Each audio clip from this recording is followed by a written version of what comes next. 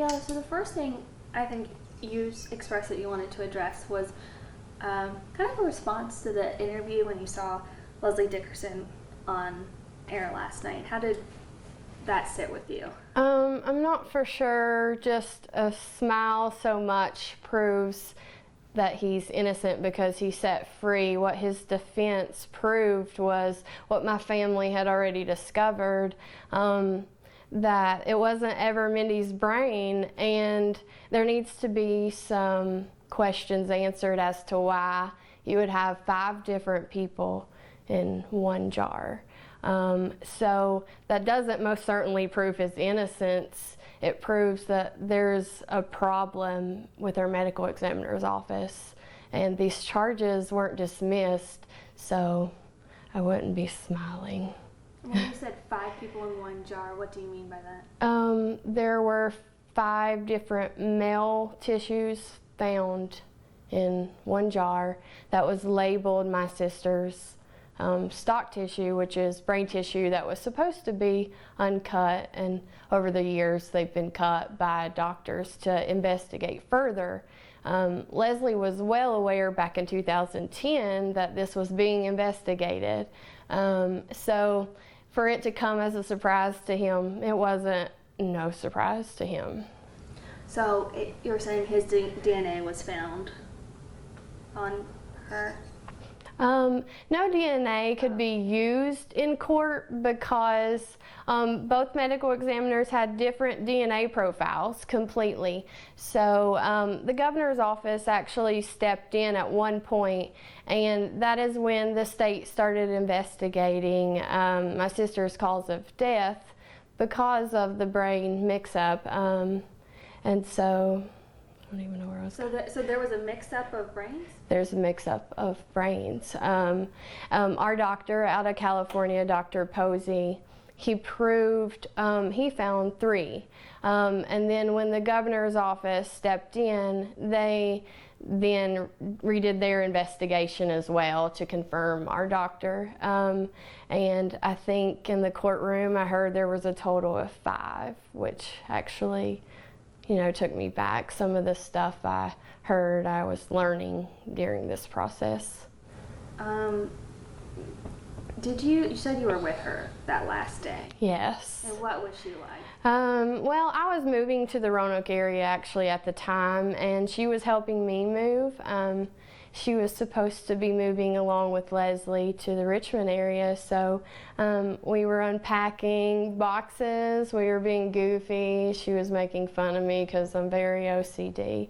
And she was healthy. She's a healthy 26-year-old, but you know, her laughter that day, there's nothing that could ever make me believe that she was sick with a disease that you just don't fall over dead from. Encephalitis, if you read you have stroke-like symptoms, you're very hospitalized before you have this disease. And I know my sister was a healthy girl. And anybody to look at the crime scene photos has to have common sense to know what they're seeing. There was a strap mark across her neck that was very visible. A child could see it. So I can't answer for Dr. Macello's decision. It took him 2.5 years to ever come to that decision. I can't speak for his intelligence, but I definitely say there was some incompetence there.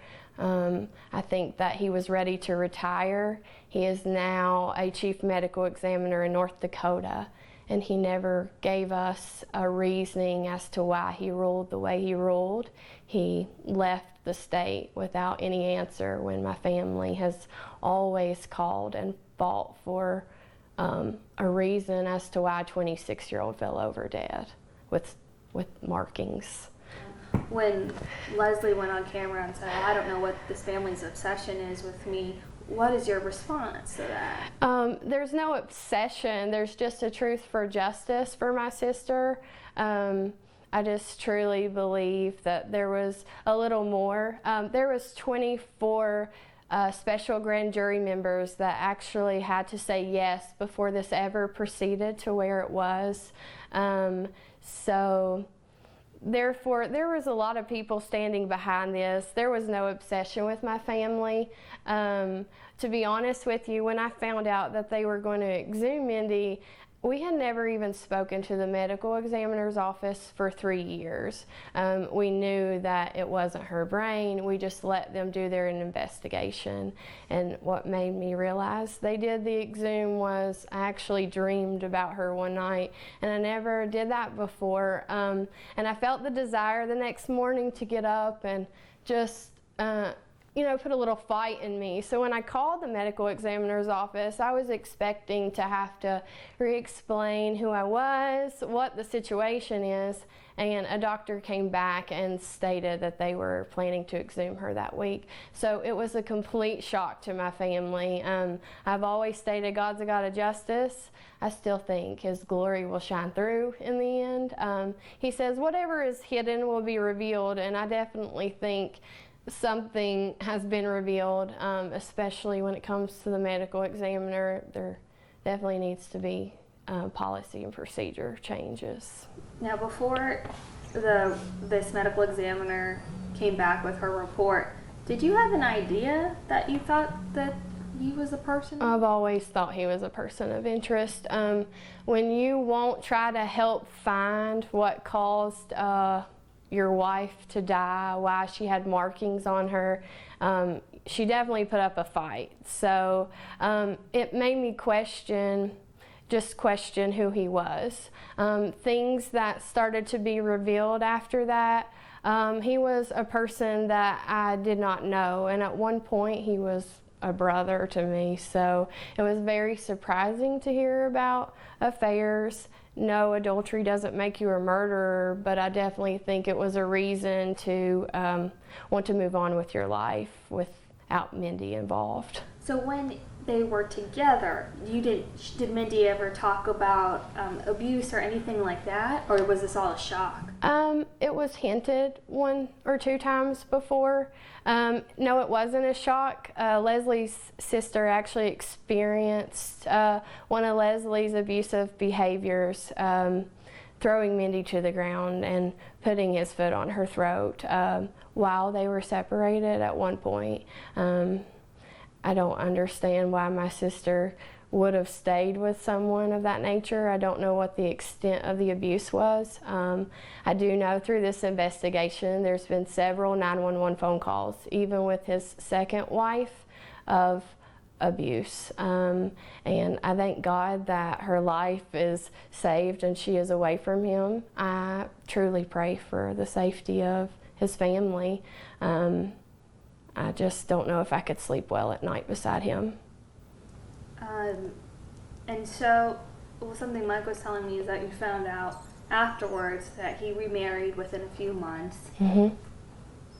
When you heard that, how did that sit with you? It wasn't surprising. He moved this woman in within 2 weeks, and I have no ill words toward this woman. She was very cooperative, which I cannot say that about Leslie. She helped with the police investigation this entire time. She is suspicious as well, and the details of her abuse is sickening. So I have no words for the smile that he portrays in this. He does have his life to rebuild, and this is going to hang over him for the rest of his life.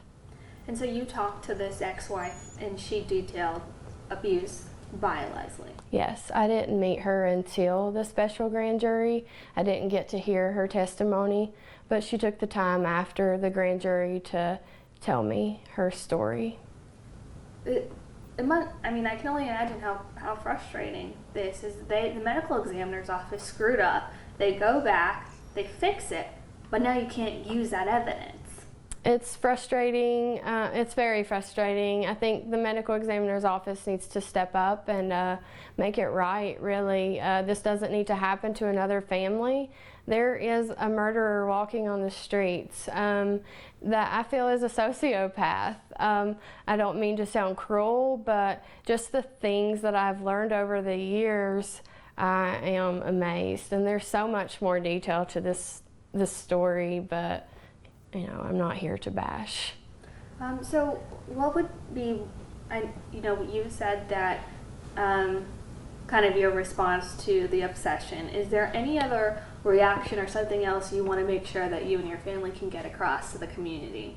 Really, I just thank our community for such their support. There's not one person that wouldn't say Mindy wasn't, such a vibrant person. So many people have reached out to us just talking about our faith and, just the fight that we've had for this during the past 10 years. It is disappointing that, God opened that door and it closed. But there's a reason for everything, and again, His glory will shine through. Whatever hidden will be revealed. You said this in the last question. It's a strong statement, but I think when I talk to him, one he agrees with, that a murderer has walked out of jail free. It is. I'm not upset with Judge Long for his decision too. I completely understand why he had to rule that way. We were expecting some of the evidence to not be placed in the trial, but there was not an expectancy of her cause of death and DNA evidence being dismissed. A lot of DNA evidence, says it all to the crime scene as well, and it's just a shock. Is there any evidence that they said that you are allowed to talk about?